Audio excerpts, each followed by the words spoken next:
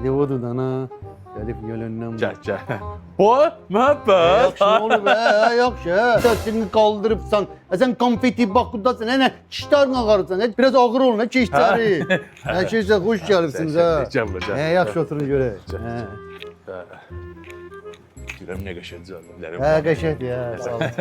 Məhəbbət, sən nə edirsən? Burada işsən? Yo ben mırta her gün gelirəm bu forman giyinib, buralarda gəzişirəm, her sözünü de görürüm. Zarafatsızdır. Zarabaya yo zarabaya, he. Deyirəm Məhəbbət, halal olsun ki, sən bu konfet dolanca işə düzəldirirsən. Yaxşı, ne qondarma dişlərindən mırışsan üstümə. Sen deməsin mənfət yaxşılarımsan. Sözünü de görüm nəsi.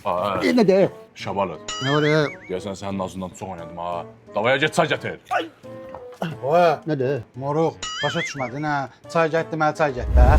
Yaxşı ne oluyor be? Buna bak ha. Saçının uzunluğunda de sifətinin zululuğu ne pasta miydi? Get çay gətir. Yaxşı. İki tane kişi yığılışıp gelip burada bir stəkan çay içirlər. Yaxşı.